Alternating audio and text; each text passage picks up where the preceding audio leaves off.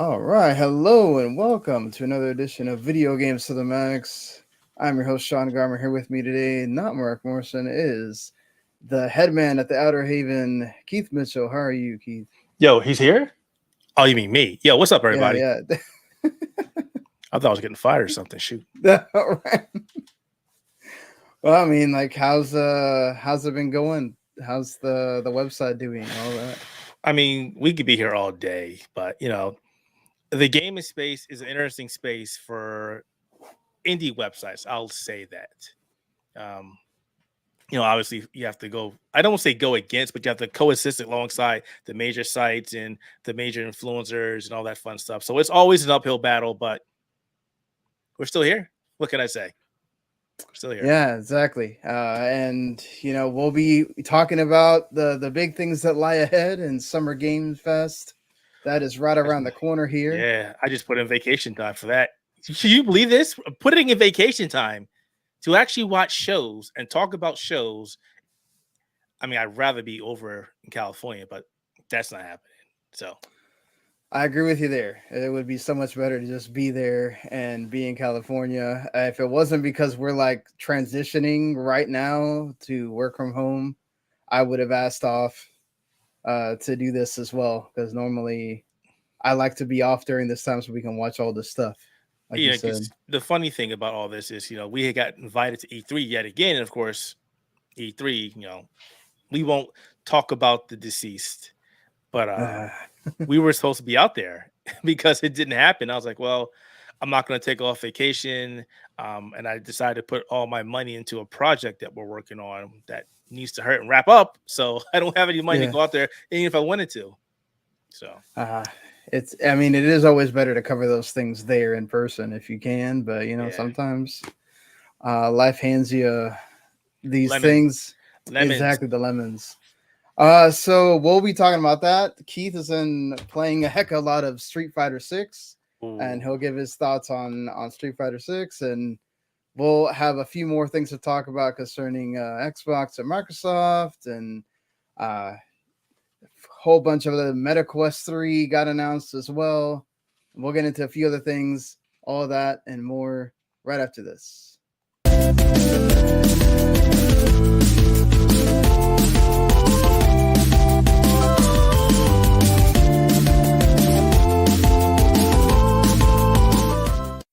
You are listening to Video Games to the Max. All right. Well, I gotta, sort of pay some bills here. At least let everybody know about the channel and the podcast, just in case this is your first time listening or your 100th time listening. We appreciate you always. Really appreciate the people that have reached out and said they've enjoyed having the guests on lately. And it's awesome to know Keith and everybody at the Outer Haven to have. I think it's like 3 weeks in a row. I've had Scott, Jordan, and I mean, Keith's been on before, but always cool to have him. And again, hope Mark recovers well. I think he's finally out of the rehab after his ankle surgery. So just get this out of the way really quick. If you subscribe to the YouTube channel, you get everything that we do at Video Games to the Max, but then also the other stuff that's part of the WTO Network, which is the Radlitzer Broadcasting people, which I'm sure they will have that review of Across the Spiderverse, which we'll talk about today as well. On the channel probably Monday or Tuesday when they do their thing. They just did Little Mermaid, I think, last week. So if you are one of those that's intrigued about that movie, you can go check it over there. We got the anime show Talk for Keiki, we got MMA for Marks, and a few other things as well. So, and of course on the audio side, if you like to listen with your ears, which I still do, you can do that on any podcasting service that's available, and just search Video Games to the Max and you'll find us there. Go subscribe, do a review of the show as well. That always helps out, so you can go up the charts. Because honestly, if you don't do those reviews, you really don't go anywhere in this space of podcasting. Honestly, that's what helps out the most is those reviews and those likes and commenting and liking on those YouTube videos. That helps as well. So, and even if it's to say, hey, good show, thank you, that helps out more than folks. So appreciate that when you can do that. And well, let's go ahead and get started here, Keith. You have been playing the Street Fighter 6 that just came out, basically on Friday. What are your thoughts? Well, to be perfectly honest, It's Street Fighter. It's a lot better than 5. We're talking about gameplay. Some mechanics has been taken from the games that have already been out, but it's new for a Capcom fighter. But it's a great fighting game. It's easily one of the best fighting games Capcom has released in decades. The World Tour mode is interesting, though it does get very repetitive because you're pretty much doing tasks, finding your master, learning from your master, doing tasks, playing through a story mode. But other than that, between the World Tour, the Battle Hub, and Fighting Ground with all the different fighting modes you can do, like the versus and the extreme battles or in the team battles, which is cool. It's a great fighting game. I love the fact that they have multiple control schemes for those who like the original Street Fighter, like myself. You got classic, you've got the modern, you've got the dynamic. So even if you're new to a fighting game, you can jump right in and start playing. You're not going to be anybody that's really experienced, but it's always fun to see that Capcom is trying to get more people to play a Street Fighter game. So it's great. It's a great game. Yeah, I mean, I've been hearing a lot of big praise for this, as far as like obviously 5 came out in a really bad state, and then they Ooh. tried for this entire time to get it to something that people would enjoy, and they tried, but obviously when you are able to start clean with a new game, it helps a lot. Do you feel like they've accomplished that for the most part? Like it's Oh yeah, something that let's There say you're definitely not a has. Street Fighter fan, can you get into this? So there's a big thing here with how Street Fighter 6 does, and how I can relate back to this with Street Fighter 3. Street Fighter 3 came out, and it was supposed to be like the retirement of Ken, Ryu, Chun Li, whatnot. And people started playing the game, and they're like, "Hey, where are the Street Fighters? Where are the people I grew up playing with?" And slowly over time, with Street Fighter, Double Impact, Third Strike, the game started changing. The culture started changing, and we got more of a game that was rooted in the hip hop culture, and it worked out great, right? And we're seeing the same thing with Street Fighter 6. So they're trying to appeal to the culture, trying to appeal to those who enjoy hip hop yet again. All the soundtracks in game are very hip hop, and some more than others. I'll put it that way. Like a lot of the main themes are straight out hip hop. Um, the graphics, the paint splashes, how the characters talk in the game. They're definitely trying to appeal to, I don't want to say younger generation, but they're not all serious and hardcore. At the same time, they're not very childish. They're just trying to appeal to everybody. If the fighting doesn't get to you, you might just sit back and listen to the music. Go, wow, this is actually an interesting song or interesting track. And it's like, is this actually a game, or is this somebody actually just playing a song off radio? Especially this character select music or the world tour music. I don't know if you played it, but I literally just sat there and just let the music just play. It was good stuff. It is good stuff, I should say. It's that good. You just want to keep it on the main menu. Oh yes, it is good stuff. So yeah, they're definitely trying to appeal to a newer generation. It's kind of funny how again Street Fighter 6 was supposed to appeal to a new generation, and we got Street Fighter 3, and now we're Street Fighter 6 that literally did the same thing. But it's leaps and bounds better than 5. Please. I Street mean, Fighter. yeah, that's the great part, is that they were able to overcome that and better than 5. I mean, you mentioned there being like a different control scheme, I guess. Yeah, Do there's you 3 of them. feel like it's better than, or do you feel like you're able to, have you tried the new control scheme at all? And As somebody who's played Street Fighter since forever, I've tried them and I hate them.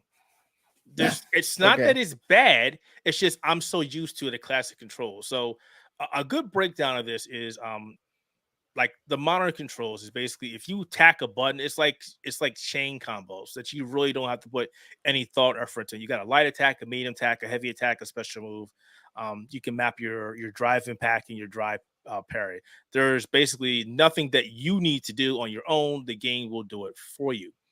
So modern is actually really good for people who maybe have played Street Fighter in the past and just forgot how to play, or they just need to like training wheels. We'll say they're training wheels. They're getting back Okay. into it. They're getting back into it. Then you have the dynamic controls, what some people say or is cheating or for noobs, which I hate that. This is basically for anybody who's never played a fighting game in their life. Okay. It's simplified to everything. It's hard to explain. It's basically AI control. Put it that way. Whenever your character does an attack, it depends on how far you are away from a character, how close you are to a character, and whatever the computer thinks you should do. So it's kind of like if you're playing and you're using dynamic and you want to throw a Hadouken, and maybe the game thinks, no, I want to do a Shuriken.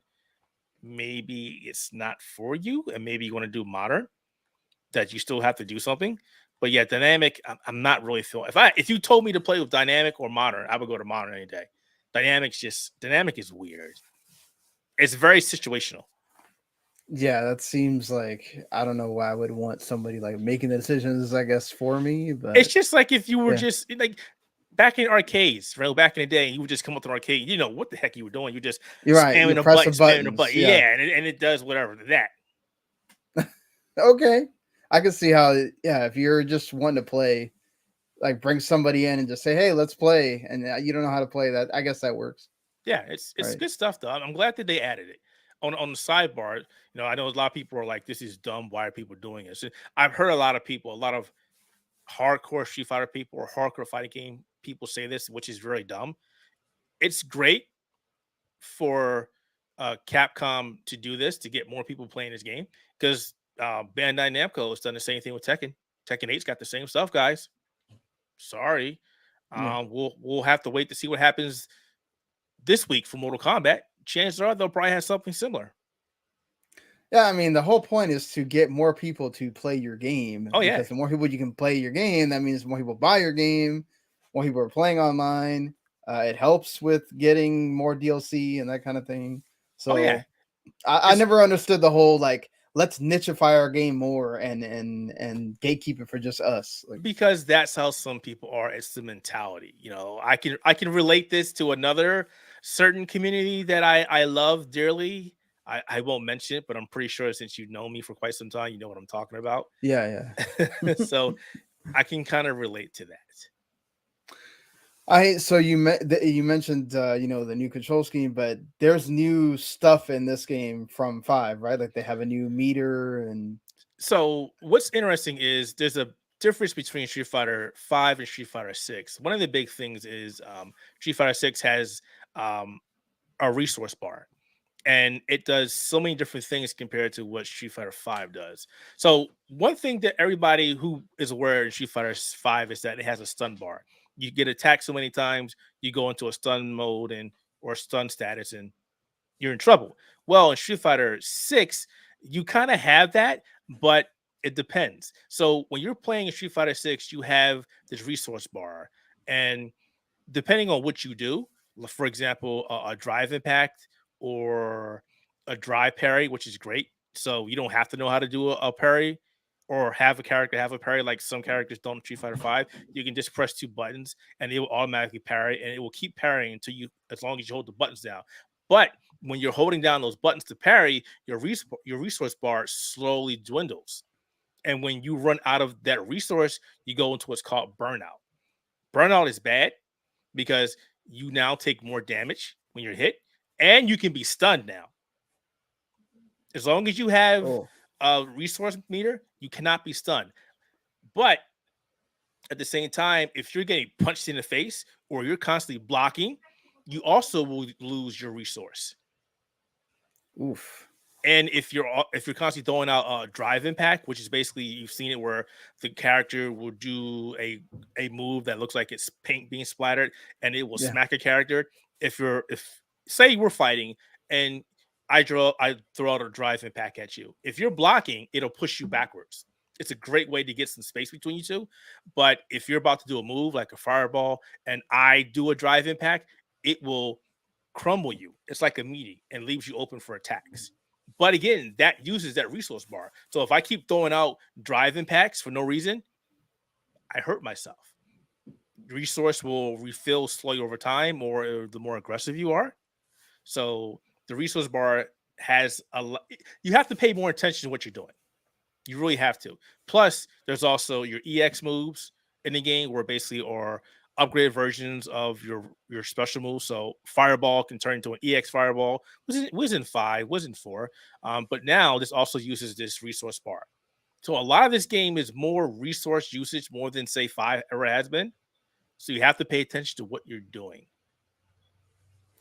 You just can't just throw out stuff.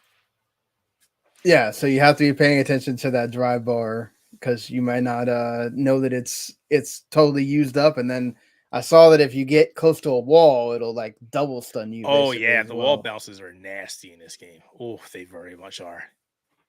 Have you played with any of the new characters or? Sorry. No? Sorry. I'm Keith Mitchell, Ken Masters for life. Sorry. Hey, no, that's fine. Everybody has their main, that they use. For better or worse, I'll be playing Ken until I die. But I mean, I did have to play with some of the characters just to get a feel from early on. I did play with Kimberly. She's nice. She's a very complicated character, but she has a lot of opening moves. She's a very decent rushdown character if you know how to use her. But yeah, I'm strictly Ken until I get my butt beat. Then I'll have to figure out another character. Fair enough. How is that World Tour mode? Do you feel like it's actually a good story mode, or? It's decent. I'll leave it at that. It's decent. It's just like any it's just like any RPG. It's basically an RPG. We'll just call it what it is. World Tour is an RPG. You're trying to figure out what's going on. You're trying to get stronger, and that's pretty much it. As you go out throughout the game, you'll have different quests you need to do, objectives you need to do. You also have characters that you'll run into that will end up doing fights with you. Like you'll literally see them on a map, like a Final Fantasy game or whatnot. And you'll see enemies on a map, and it's like, do you want to fight them? Do you not want to fight them? You can run away from them. They can blindside you and attack you. When you're fighting them, you also have certain objectives you can do. Like if you do this move or if you do this so many times, you'll get a better reward and things of that nature. World Tour is a RPG. That's pretty much what it is. Street Fighter 6 RPG. That's all it is. And you're using a created character, right? So you're using a created character, correct? Yeah. Okay. Well, and you don't have to play it. You don't have to play it, but here's the downside to this. You don't have to play it, but Capcom is kind of forcing you to play it because you don't have access to the outfits unless you play World Tour. Exactly. Or you use the fighter coins to get the characters or to get the outfits. But yeah, then you'll take forever to either you have to invest in fighter coin monetarily or or you just play a game and get the stuff. Yeah, it's either or. Do you want to grind it out and get the stuff eventually, or do you just say screw it and I want this split gratification of I have it now? Well, I mean, are y'all gonna plan on doing like a tournament or something for Outer Haven? Or they kind of want to do one. I don't know. I mean, it would be fun just to do it, but it's here's the problem. And I'm not trying to be that guy. If Matt doesn't join it, then I'm going to win. So it's like no. I feel kind of bad fighting people that I know. Right. So, but it's part of the fun of it, right? Just to see, Well, I mean, I also feel bad on picking on people who doesn't know how to play the games. That too. That's always been one of my things. Like I've so many times I play people that I've never played a game like this before, and I'm taking it easy. And before I know, like, okay, they're beating my ass now. I need to not do this anymore. I call it the Goku complex. Yep. I got to stop doing that. Yeah, you do it, and then all of a sudden, oh man, damn, I lost. Yeah, it's like, oh, what the. I did that when I was reviewing the game. I had a friend come over, and I was like, I'm gonna kick his butt, and I'm just letting him get some hits. And I'm like, wait, I lost the match. That is not good. That's not have this happen again. Well, just whoop him on the next one. Let him know how it is. But all right. I mean, it seems like Street Fighter 6 is going to be, one of those games we're talking about for, I guess game of the year time. Oh, Street Fighter 6 is in entry for game of the year, hands down. Yes. You think it'll be in the, the Game Awards game of the year, or it'll probably you not. Never can tell with that, can you? You never can tell. But I would think it would be. I mean, they have best fighting game of the year, which is going to be interesting because we got Street Fighter 6, we've got Tekken 8 coming out, which might come out this year. Rumor was not to 2024, but all the stuff that we're seeing, and it definitely will be at Evo, and we might see some of this week at the Summer Game Fest. So maybe Mortal Kombat's coming out this year, and we can't discount all the other indie fighting games out there as well. So it's going to be interesting. Yeah, it's going to be a big year for fighting games. It looks like, at least for the, like you said, the name brand ones. And then, there's always that indie one that pops up and people are playing, and that kind of surprises you. I mean, the only good thing, the great thing about this now is we have a more fleshed out amount of games for when this comes out. Last year when the Game Awards show came out, it was like fighting games of the year, and Sifu was in there, and everybody's like, Sifu's not a fighting game. Yeah, exactly. Why is it in there? It's so not. We're just trying to put stuff in this there. year, right? Yeah, hopefully this won't happen this year, which is kind of funny. I want to back up real quick, folks. Everybody voted on the best multiverses for the best fighting game of the year, and then ta-da, the game's out. Whoops. Maybe should have gave it to King of Fighters 15 like it was supposed to win. Exactly. But they went with the popular one, and then guess what happened with that? The live service curse. It wasn't even out. It was still a beta. It should not have been in there. Well, but they're charging people and making them pay for DLC packs and stuff. That was the thing. That was the thing. And you don't pay for a beta, guys. You don't do that. Don't do that ever, ever, ever, ever. If it says beta, if it says alpha, don't do it. They should have called it early access, honestly. But then they pulled it away. But then they took it away. Yeah, I agree with you. So it's really dumb. Like, I understand it's Warner Brothers. They're like cutting corners everywhere and whatever. But it's like, did nobody think about, dude, you charge people for packs that they now no longer like can use because you took the game away, and you promised that it's going to come in a year again, and it'll probably just go away completely, hoping people forget about it. So that's one of those things that, unfortunately, when you try to launch these live service things, that happens more often than not, as we've seen plenty of times. Anything else that you are playing you want to mention? I've just been playing a lot of Gundam Battle Operation 2. I keep saying Operations, but it just came out for the PC. It's had a lot of issues, but it is a Gundam game, and I'm a big fan of Gundam, so I'm definitely playing that. It's kind of funny because I have Street Fighter 6 and Diablo 4 to play, and I'm playing nothing but Gundam. So that's the thing. That happens a lot when you have the big games that you gotta like play / review or whatever, and you go back to that comfort game and go, all right, I'm just gonna play this instead. And then you forget, oh crap, I should probably be playing that other one that I'm supposed to be playing right now. So yeah, I mean, I'm kind of this week has been, because we started the whole having to transition stuff and having to help people get out of the office. I haven't been really focused too much on playing games, but the One Piece Odyssey, which came out at the beginning of the year, had their DLC come out last week. So I've played that for a little bit, and I think Scott reviewed it for you guys. So it's more One Piece Odyssey if you like that. It does have some new bosses that are not in the first game.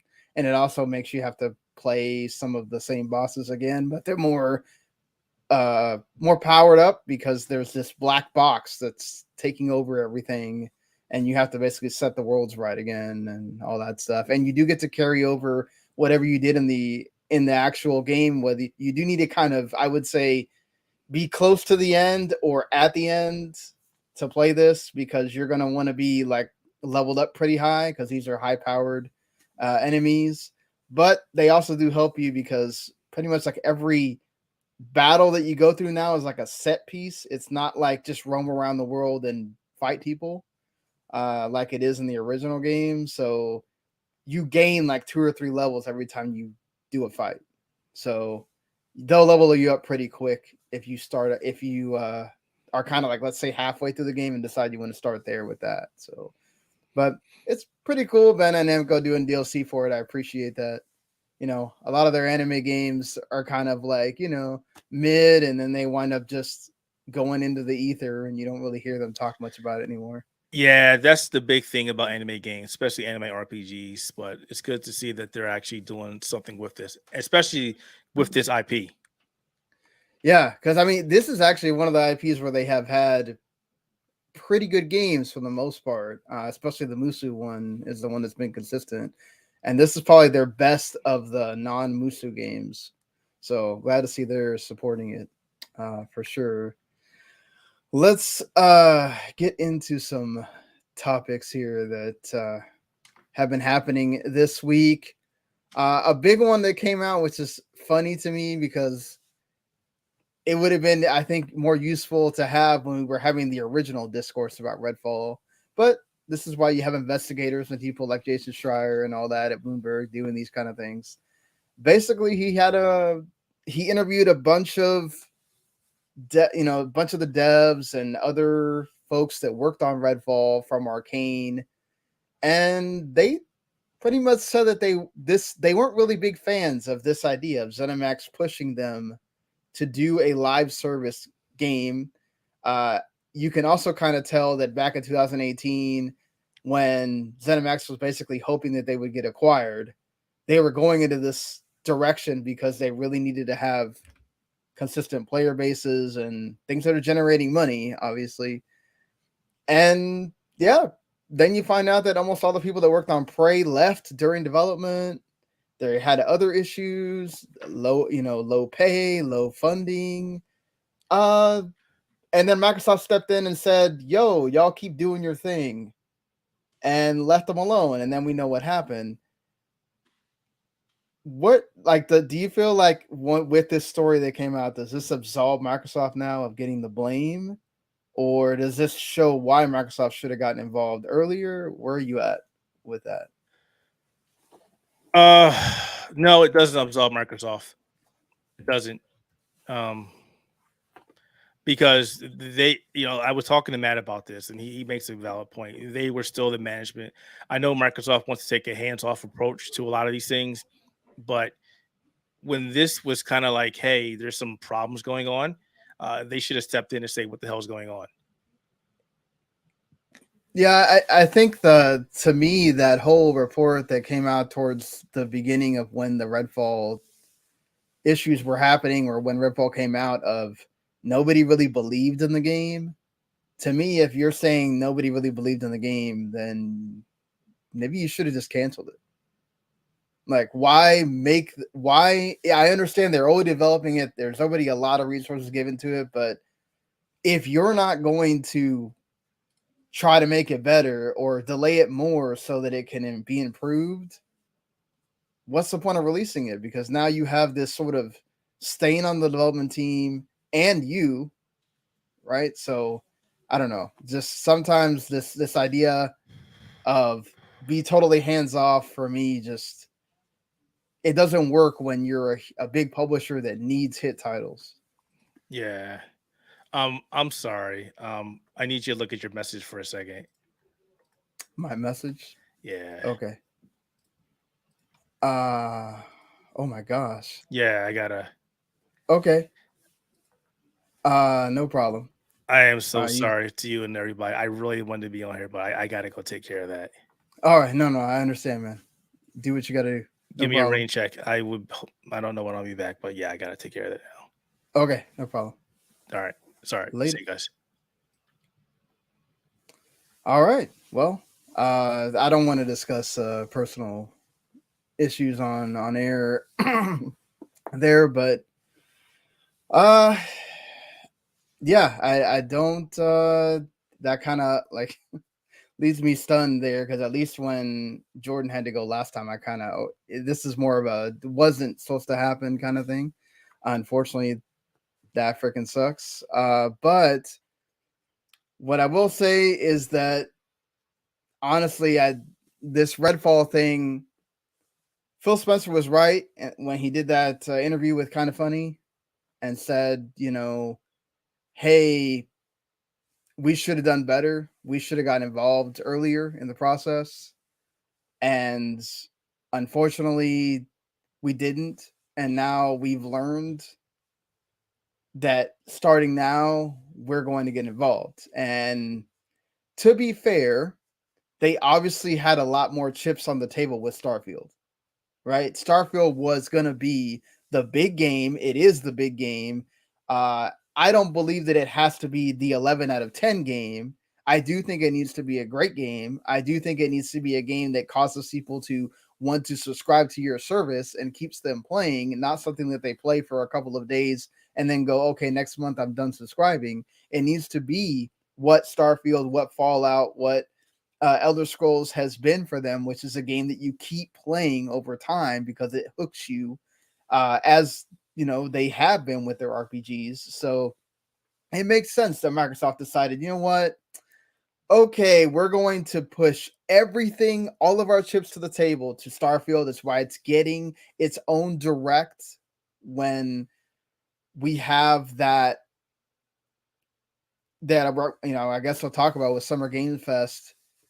After the Xbox Showcase, you're going to have a 20-minute Starfield direct by itself. Everything is about Starfield right now for them. But hopefully through this process of Redfall, which again, and hopefully Microsoft will take a more direct approach going forward, not just with Starfield, but going forward, I guess everything is under their banner. They don't have to deal with any more games that were already in development before they controlled ZeniMax Bethesda. But we've seen like the Wolfenstein Youngblood game was also supposed to be in this vein. It didn't do well, right? They had a lot of these games that Bethesda ZeniMax was making prior, and all of them failed in a way because they aren't what those studios are used to making. Hopefully Machine Games, now that we're going to need Indiana Jones thing, which hopefully we see at that Xbox showcase, especially, considering they could get some hype from the movie coming out, whether that movie does well or not, whatever. But, it is what it is with the Redfall thing.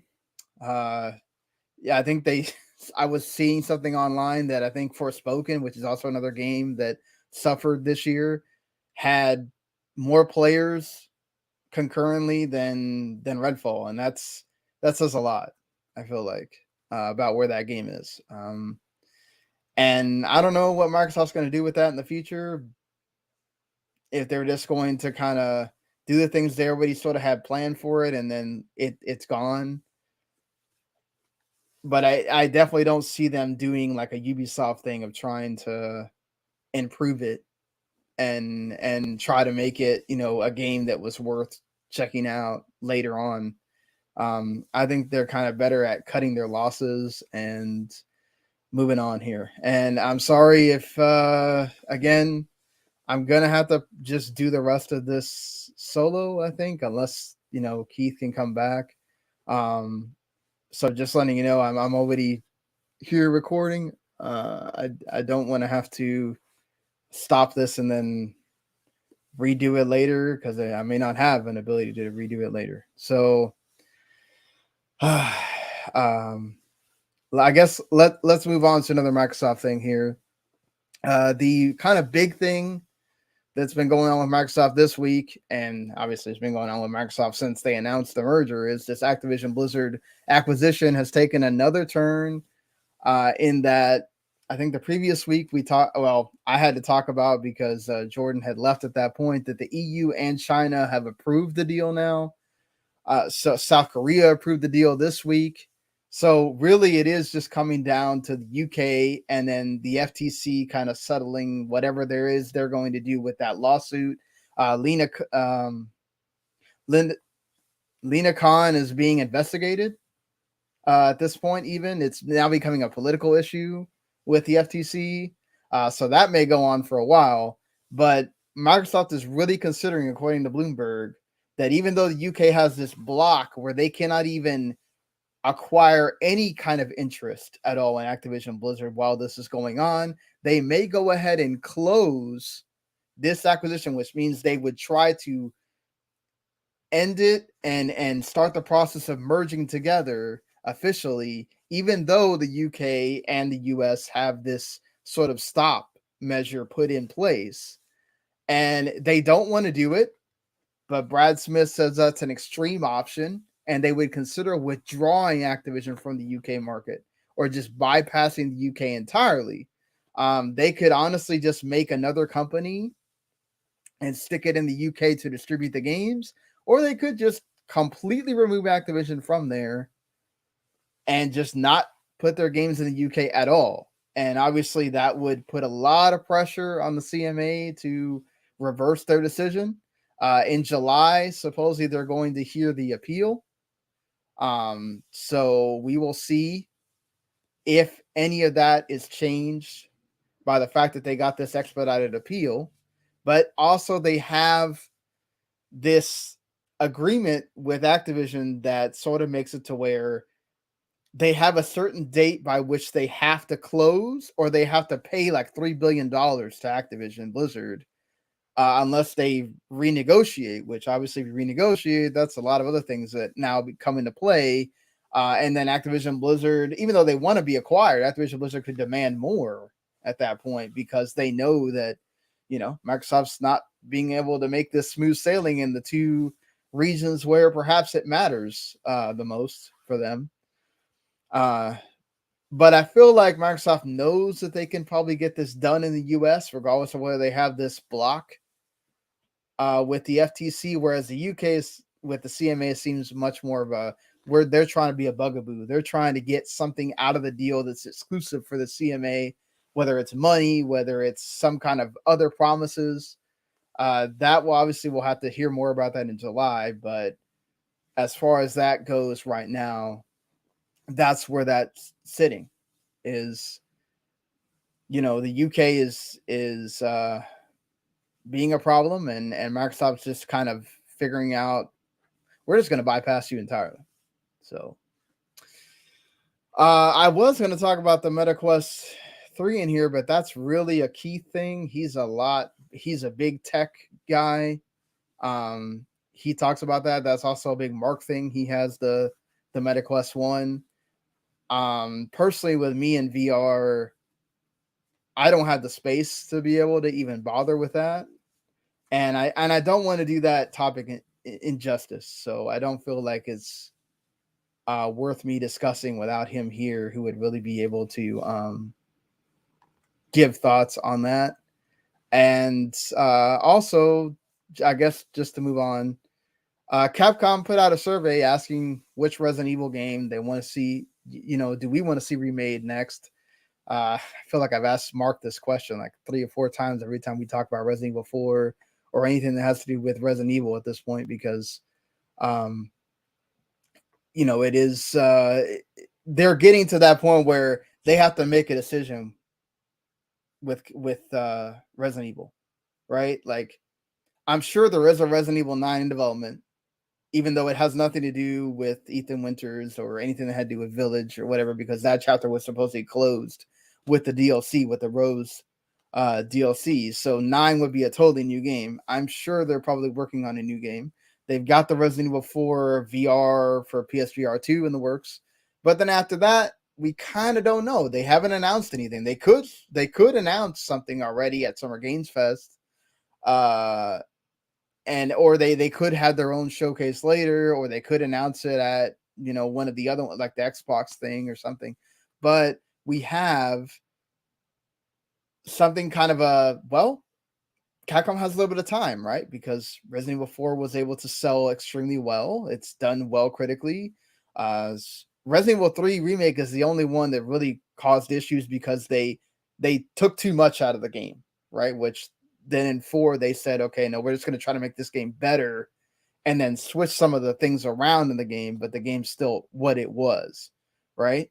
So now they've got to make the decision. Where do we go from here? There's a lot of hints, supposedly at Resident Evil 5 is where they're going to go with that. And then also A lot of hints about perhaps we go to even remaking Resident Evil 1 again, because it's been it's been 20 years. Right? That's long enough for a remake. We've seen remakes come out for games that have been around a lot less time.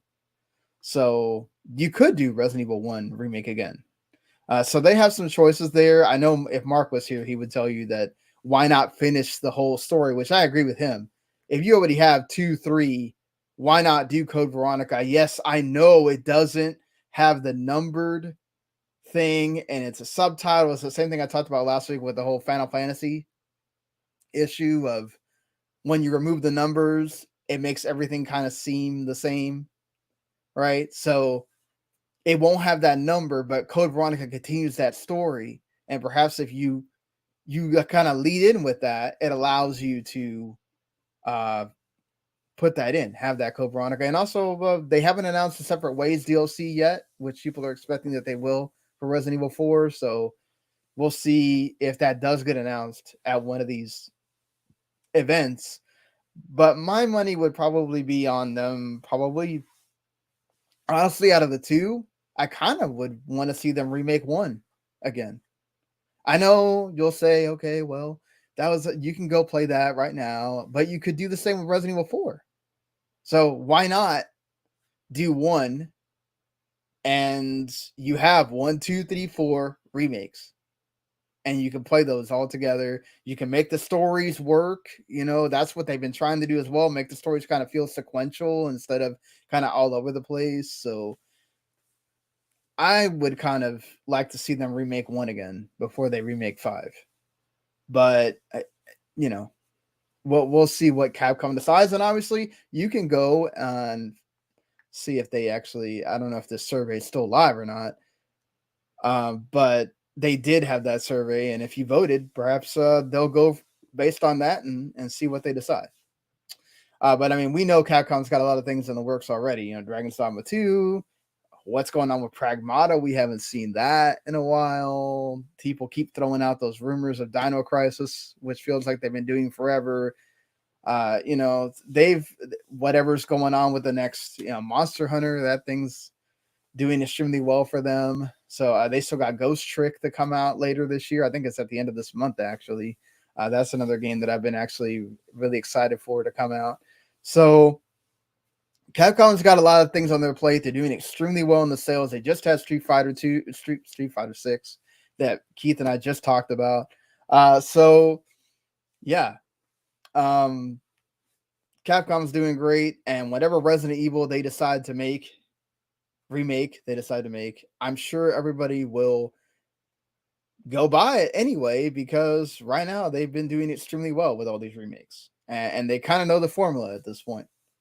People are going to get excited whether they complain or not, but for me, it's been long enough. Resident Evil 1, you could remake that, or hey, why don't you go and remake Resident Evil 0? Because that thing is super tanky. You can't really play that with modern controls now. That's a story that's kind of been like forgotten. Like you could do that, and then also, you have Rebecca Chambers go forward in the series as well later. So Resident Evil 0 could be one that you could throw out there and be like, hey, people aren't expecting it, but why not remake it? Just a thought to throw out there. What about Resident Evil 0? So let me get into a few like little news bits here before I get into, I guess, what would have been our big topic to talk about.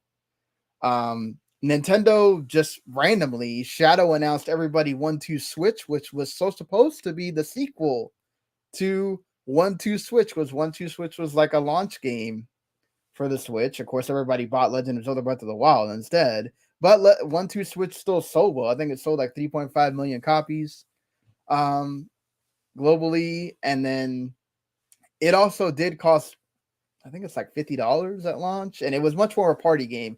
They were trying to make it more of like that sort of Wii thing again, without the sports part. Just okay, let's have some mini games, play with your friends, have people over. It was a good idea in practice, but some of the games were just bonkers and didn't work well, and It was janky, so I don't think it hit the same way that that Wii Sports did. So they kind of went in a different direction with this, and it's actually weird because they've been sitting on this game for like a year. They really didn't know what to do with it. I think, again, the whole pandemic just really messed them up as far as their plans. I truly do believe that at one point there was a Switch Pro in the works. I don't think that there was just totally unfounded rumors when it comes to the Switch. Its next console. Now, at this point, you might as well just have a Switch 2 or whatever you're going to do. It's been way too long to have a Switch Pro. But at that time, when they wanted to make it, let's say 2020, the pandemic changed everything. They had to just decide, you know what, we're going to have to just coast on the Switch for a while. And why not, right? The pandemic allowed them to have Animal Crossing sell millions of copies. Mario Kart 8 continue to be this behemoth that it has been. Zelda continued to sell, all of that stuff. So, and right now they have Tears of the Kingdom. They're good.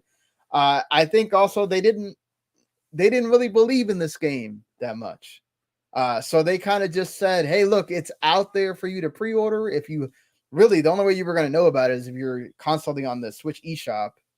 And it's there. It comes out actually at the end of this month on June 30th, I'm not mistaken, and it's going to be $30. So if you want to play this, and it is going to be something you can play with your phone, you don't have to play with the Switch Joy-Con, so you don't have to have everybody have a Joy-Con in their hand and all that. You can use your phone like the Jackbox party games, and that's kind of what they wanted this to be. So if you like those games, it might be something that you want to check out. And for that budget price that it has, if it's actually decent, you can add another one of those to your collection and have parties with that. Another bit of sad news: we've had more layoffs in different studios, and that always sucks. It feels like this has been a constant theme this year.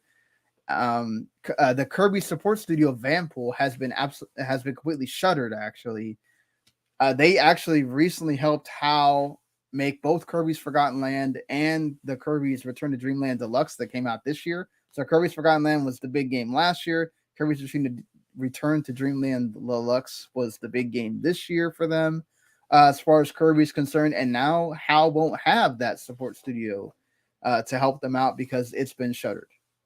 They were kind of working on donations and that kind of thing, but they weren't able to keep it going, unfortunately. And it just really sucks, again, to keep seeing this happening in games, whether it's games journalism side of things or whether it's game studios or the big game companies, right? The big game publishers keep dropping people.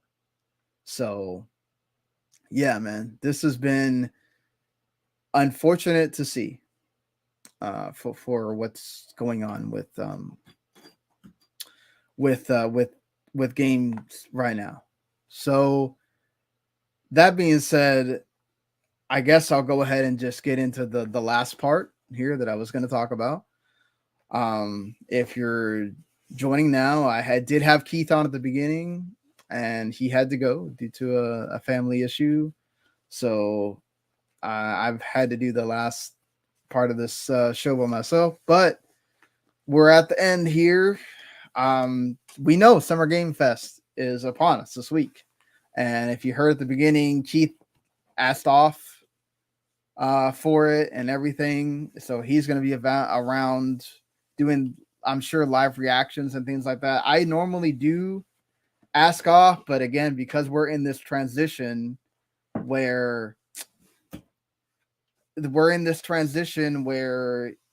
at my job where we're going back and forth and people are going home permanently and everything, I felt it was just not the best time for me to ask off when I can save that vacation time for another time when I actually have a vacation to do, actually going somewhere and not just covering some video game events.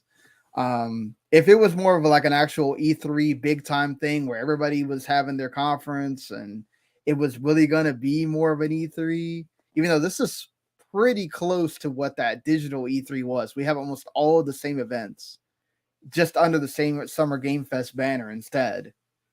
But I don't know. I didn't feel like it was the right time to do that for me personally. But you still get the hype, right? This is what this is about, like judging the hype levels going into these showcases, going into these big events, right? The Xbox one, everybody, we talked about the PlayStation one last week and how that was sort of disappointing for a lot of people, even though, again, like I mentioned, there was a lot of games that I personally liked. And I think for a lot of gamers, there was games that they liked, but it didn't feel like this huge, oh my God, PlayStation is going to really put us into the next sphere of what are the next big games from PlayStation that are coming. They weren't the games that everybody wanted. So now the page turns to Xbox, right? And just talked about Redfall, just talked about kind of the negativity that's surrounding Xbox right now. They need this to be a big thing. I'm going to start there because Summer Games Fest is sort of like what that PlayStation Showcase was, right? That Keighley Showcase that we always have was really what that PlayStation Showcase is. It's okay, you get some big games, you get indies in between, and you get the double A's and whatever. And that's kind of what he's focused on. He said that there's like 3 or 4 things that he feels are big, but there's nothing he's super promoting out of it either. So it makes me wonder, either he's really trying to keep everything a surprise, or he doesn't feel confident in any of the things that he's showing, that he's leading with that and saying, okay, come watch us to get this big moment in gaming at Summer Game Fest. So it's going to be more of, well, this is going to be another showcase. Get hyped for games. And hey, I'm always hyped for games. I'm always like excited to see what's on the horizon for games. That's why I talk about the games that are coming out each week when we do the podcast, because I love knowing what's coming out next. And there's always those smaller games, at least for me. I know there's a lot of people that only play AAA stuff, and that's cool if that's what you do. But as somebody that is kind of has to play more types of games, because I'm writing about this, I'm talking about it. Those small games are awesome too. They're the sort of the lifeblood of the gaming, because a lot of the smaller games are, you take what's there in those smaller games and you amplify that in the AAA games when you have an idea. So look, the whole roguelike genre really is coming into vogue because of the indie games, right? So whenever we get a AAA game that really takes that and makes it into a big deal, that will be because Hades and Rogue Legacy and all that decided to use that first. So either way, let's talk about this Xbox Showcase, because Xbox itself, they put out a little bit of a teaser with showing a controller and glitter going everywhere up the steps. And I'm going to see if I can find it while I'm sitting here talking about it. But they teased everybody, and so it made everybody start thinking about, oh my God, that means Fable is getting shown at this showcase, right? Like, it's, don't worry about, we're not going to get big games. We definitely are. And that's going to be one of them. At least in that little teaser that they put on Twitter. It looks like they didn't release it on YouTube or whatever, so I can't really put it out here on the video version. But hey, if they do show Fable, that's a huge win for Microsoft, because people have been wanting to see what's going on with that game, right? This Fable reboot is a big deal. Yes, it's maybe like Playground, but this is a big franchise for Microsoft. They need to nail this. If they're showing that game, that means they feel confident in this game. I'm sure it's another CG trailer. I'd be surprised if there's gameplay, but man, who knows? Maybe we're going to get surprised by that. I really hope that we see Avowed. I hope that we see, I know we're probably going to see Starfield for sure. We know we get that direct. I know they always said we're going to see Forza. So for sure, with that being another one of their big games, I'm really hoping we do get Hellblade 2 and we get the surprise announcement that it's coming this year, because I really do think they need that big fall game that's not Forza, because again, as much as Forza is awesome and the cars always look great And the innovations that they're doing with that game look amazing if you're a car guy. But if you're not a car person, especially not like an actual simulation car driving game person, that game doesn't appeal to, let's say, the vast majority of gamers. So let's hope that that's where we're going with this. So that we do get to see one of the big ones, Fable, Avowed, Hellblade, something that shows us where Xbox is headed with all these RPGs that they've been working on. Where is Outer Worlds 2 going to get showcased? Are they going to mention Everwild at all? There's a lot of things that they have there. What are the new things that they're going to show us, right? There's always the new stuff that they've got going on. So either way, Xbox has got a lot that they need to show. I don't think we need to get super overhyped about it. I worry about that people are getting way too hyped, and then they're going to deliver a lot of the same stuff that we always see. Remember, they got the smaller games that they're going to put in Game Pass, like Replaced, that I've been waiting on. So that's the thing. That's the cool thing is, remember, most of the stuff that they show is it's going to be on Game Pass. So you'll know that you'll get to play it without having to spend that money. Whereas PlayStation, you're having to buy each one of those games, which I know for a lot of people, they don't care and all that, but it does make a difference, right? In that way. And the Summer Games Fest, I just hope we see some cool games. Like, I hope we get some surprises, maybe some third parties that you think that they were going to be at a different showcase and they showed something there. Who knows? Maybe Square-Enix, maybe Sony has something that they were kind of saving for Summer Game Fest. I don't really like to, because that's such a crapshoot, honestly, with Keeley. You don't know what he's going to show or not show on that thing. I will give him credit, man. He shows all kinds of games at those things. He doesn't just try to make this the AAA blast off thing. And I know that's what people want it to be, but unfortunately, it's just can't. You can't. That's not all of what gaming is. And he does try to make this all kinds of different games. They're not all going to appeal to you, but it's going to be fun either way. And then you have the smaller stuff like the Guerilla Collective, Wholesome Direct, the Future Game Showcase. All of that stuff's going to be in there. So if you like seeing all kinds of games, you're going to get a plethora of stuff to watch during this week.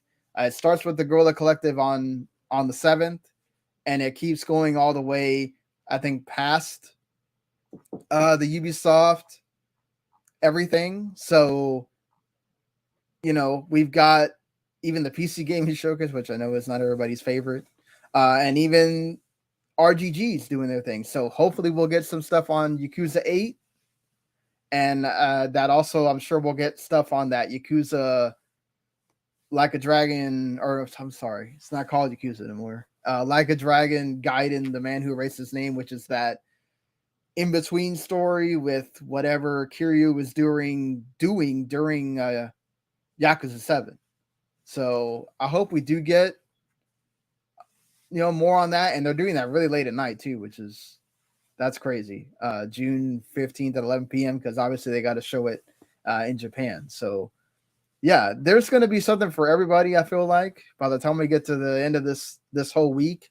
But man, get ready. Starting June 7th, then you get Summer Game Fest on the 8th. Day of the Devs, which always has some cool stuff. You get the Devolver Direct, which that one's always funny. At least you get some good laughs out of there. Look, a lot of this stuff is indies that's leading into the Xbox or Ubisoft stuff and Starfield, but there's going to be some good stuff, I feel like. So get hyped, folks, because we're going to get announcements. I was going to tell Keith on air that I was going to go back to, even though I'm still having to deal with this transition with work, I was going to go back to writing with the Outer Haven a little bit earlier than I expected, because I know they're going to need help.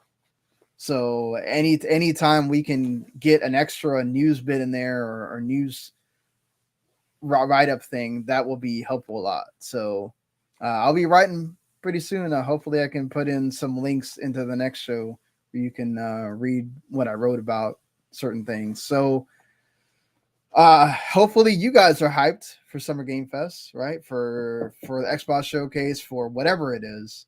Hopefully you got your game that you're hoping gets shown at one of these things. They even have a Final Fantasy 16 like pre-celebration event as well. Hopefully nobody's thinking that we're going to get some other Final Fantasy announcement, because that would be kind of weird. I really think they just don't want to erase the high. They don't want anybody forgetting that 16's coming out. I don't think we're going to get anything that involves 7R, even Ever Crisis, even anything else that they might be working on Final Fantasy wise until 16 releases. After 16 releases, and you have that period where after the game's released and people are going to buy it or they're not, then we might start getting, oh, okay, here's they already dropped the hint that they're working on the release date for 7R, 7 Rebirth, right? That they've already dropped the hint that you're going to be able to kind of go in the open world and that kind of thing, which I'm excited about, because I thought we were just kind of going to get the semi-open world where, oh, okay, you can go to this far and there's some things here, and oh, but you can go to this place, and when you go in there, there'll be side quests, whatever. But if you're going to be able to actually roam around with the characters, that's going to be awesome. That's going to be awesome. I really hope that that's what we get when they actually ever show us something for 7 Rebirth. And I forgot to put this on here, but I'm going to go ahead since we're already talking about Final Fantasy. There's been a report this week that they are worried about sales for Final Fantasy 16 because they haven't been trending that well in Japan, because it is PS5 exclusive. It was supposed to come out at one point for the PS4, but they were having some issues with development. They didn't want to possibly have to delay the game even more because they were trying to make it for PS4. So they just decided to do it for PS5. And with that comes the caveat that you only have around 40 million PS5s out in the wild. And is everybody that has a PS5 going to buy Final Fantasy 16? No. At the end of the day, they are appealing to a bigger audience. There is going to be more people buying Final Fantasy 16, but you're going to have people that it's still a Final Fantasy game. They don't want to deal with that. They don't, the name pushes them off, and they don't buy it. So I don't think we're going to see 5 million copies being sold in 3 days or whatever, like what we saw with Zelda. We're not going to see that. If we get 3 million, I think in the first week or something, I think they should just consider that a win, with the fact that you only have the 38 million PS5s. So I understand that they're concerned, right? I'd totally be concerned about that, because at the end of the day, you're trying to get the return on investment for everything you put into Final Fantasy 16, not to mention the marketing and all that from Sony's end, and everything that Square-Enix has done to push this game. I mean, I don't think there has not been a game that has been promoted more from Sony this year than Square-Enix and Final Fantasy 16. I mean, they have been every single possible way that they've been able to get you hyped for this game. They have done it. They give you gameplay details. They've let journalists play this thing early twice. They have tried everything possible to get people hyped for this game. Now we got to wait, until the June 22nd. Thankfully, we have the Summer Game Fest thing here to kind of distract us a bit from waiting. But there's some other, we just talked about Street Fighter 6. Diablo's coming. Like, there's going to be games to play, no doubt. But people that are really waiting on this game, this is a concern, because they want these games to sell well. They want Final Fantasy 16 to be a big seller. It's going to be hard for it to sell what Final Fantasy 15 did, because that was on multiple consoles, right? That was on multiple, that was on Xbox and PS4. So we'll have to see. We'll have to see if they can really get people that are not just Final Fantasy fans to buy this game, because they want that next big PS5 experience before you get to Spider-Man. So will they be able to get them into that? I don't know. But speaking of Spider-Man, before I go into talking about the games that came out this week, I saw Spider-Man Across the Universe with my daughter last night, really late. It is freaking awesome. I don't think I need anybody that's excited for that movie. I don't think I need to tell you that. I'm pretty sure you know at this point, but it got the biggest opening day box office of the entire year so far, and it's so well deserved. That movie is freaking amazing. The animation, in that movie is incredible. From the watercolor paint looking parts to like the way they do all the Spider-Mans in that one area. It's hard to talk about this movie and not spoil, so I'm trying not to talk about spoilers at all. But man, just the story that they do with Miles and Spider-Gwen and everybody is freaking awesome. Obviously it's a two-parter, so you can probably imagine how it ends. There is no post-credit scene, so you can actually just get out of the theater when it's over. But it is freaking, it stays with you, man. You think about that movie when you're done watching it. It's extremely good. I will say in the middle, there is a little bit of the whole, okay, stuff happens, right? I don't feel like it's all the way through amazing, but man, I left the theater being like, man, I want to watch that again. It's that good. I love how they introduce all the different Spider-Mans and everything else. Just, it's so freaking great. The music in that movie is awesome. So I would say go check it out, folks. Go watch it. Go watch it in the theater. I don't think this is something. This is one. Go watch it in the theater. Unless you have like an amazing setup at home to watch movies, go watch it in the theater. You're gonna appreciate it. You're gonna appreciate everything about that film. I don't think this is one you don't wait till it hits Netflix or whatever. Just go watch it. Go watch it. It is worth that money. It is worth that money. Out of all the blockbusters that are going to come out or whatever, I know we got Oppenheimer still. We got the Mission Impossible movie. We got others. The Barbie movie. Transformers is coming out like this week. I know we got all that. Dude, Across the Spiderverse is going to be better than all those. Go watch this movie. Especially you got kids. They're going to love it. Go watch it with them. So that being said, we're at the end here. I'm not going to keep this on longer than it needs to. I don't know if Keith will be able to be back or not. So anyway, the games that are coming out this week, I don't think I need to tell you if you're already knowing about this. Diablo 4. Actually, you're probably already playing it. If you bought the early access, you could be playing it right now. But if you just decided to buy the standard edition, which actually was funny because the Xbox had a glitch for a while where you could buy the standard edition and then return it and get the ultimate edition for $30. So I'm pretty sure that glitch has been fixed by now. But for a while, a couple days ago, it was there and people were exploiting it for sure. But yeah, Diablo 4, people have been waiting for this game for a long time. The Mark played the beta. He loved it. Everybody that has played this game is immersed in it and loving it. So I'm sure you are hyped for this and ready to play it as soon as it drops with your friends or by yourself. But I'm sure this is going to be one that the servers are going to be slammed when that June 6th hits and people are trying to get on. Amnesia the Bunker is the next in the Amnesia series of horror games. It is on Xbox Game Pass. So you can play that on Game Pass on the 6th as well, or you can just get it on everything else but Switch. Loop 8 Summer of Gods is like a visual novel and with RPG stuff in it. It's out on everything, basically PC, Switch, Xbox, PS4. The reviews haven't been kind to it, so that might be one that I know if you like RPGs or visual novels, you might want to go read some reviews before you just drop down the money on it.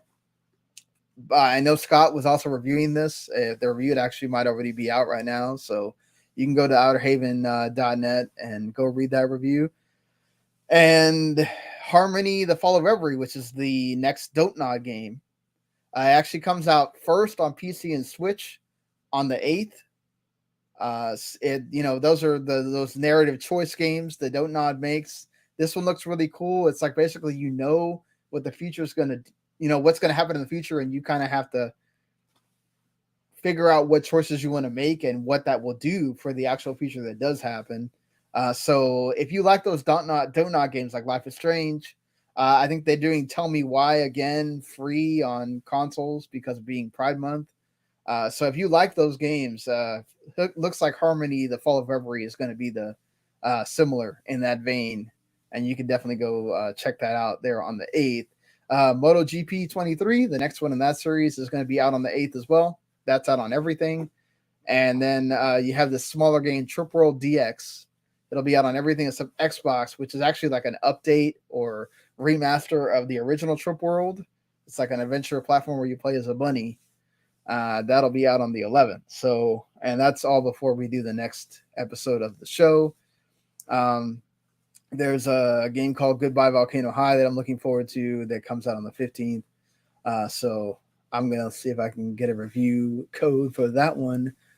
But yeah, so hopefully, again, I'm sorry that, look, the show's done live, so I can't really fault people for having things that they got to do. But once I'm already doing the show, I can't go back and do it again. So either way, thank you if you listened.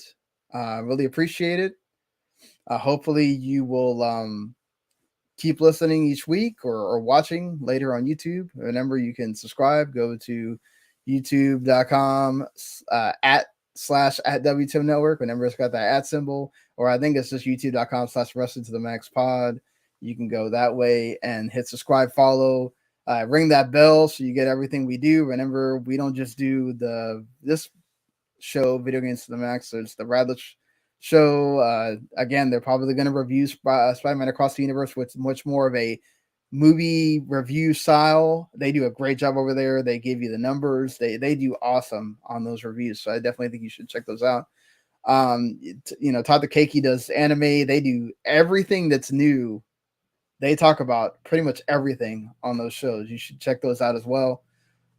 Well, until then, folks, until next week, Mark, hope you keep getting better, and we'll see you later, everybody. Bye.